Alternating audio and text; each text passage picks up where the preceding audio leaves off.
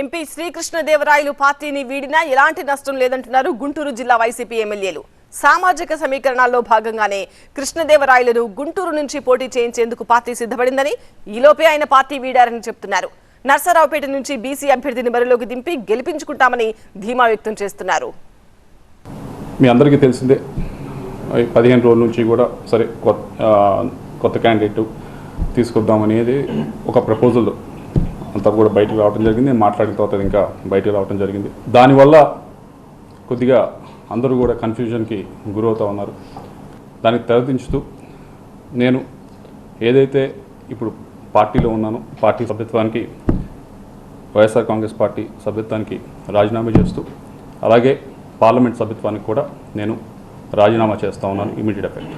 నర్సరావుపేట పార్లమెంటుకు సంబంధించి ప్రస్తుతం కేటాయించిన 7 సీట్లు కూడా అందరం కూడా ఓసీ అభ్యర్థులే ఉన్నారు. సో ఈ నేపథ్యంలో ఒక బీసీ అంటే అత్యధికంగా బీసీలు కూడా మన నర్సరావుపేట పార్లమెంట్లో ఉన్నారు కనుక ఈ పార్లమెంట్ సీటు బీసీకి ఇస్తే బాగుంటుందని చెప్పి అధిష్టానం భావించడం జరిగింది. ఈ నేపథ్యంలో ప్రస్తుతం ఉన్న పార్లమెంట్ సభ్యులు కృష్ణదేవరాయలు గారిని గుంటూరు నుంచి పోటీ చేయమని చెప్పడం కూడా జరిగింది.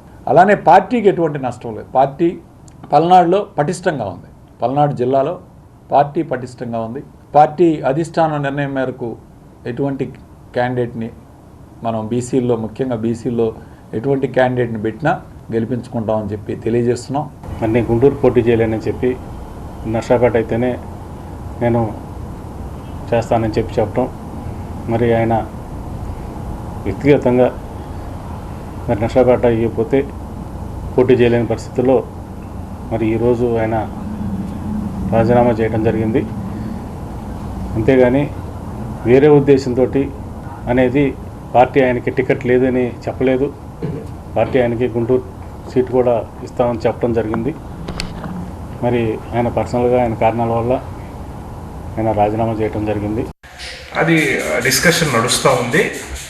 అలా సడన్గా ఎందుకు చేశారో నాకైతే అర్థం కావట్లేదు. కానీ నర్సరావుపేట సీట్ అయితే పార్టీ నిర్ణయం మేరకు ఒక బీసీకి ఇవ్వాలని కూడా నిర్ణయించడం జరిగింది.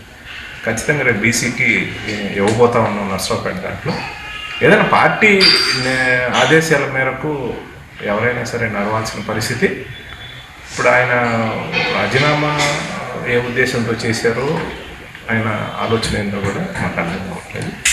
ఏదైనా పార్టీ నిర్ణయం ఏం తీసుకున్నా దానికి కట్టుబడి ఎవరైనా ఉండాల్సిందే.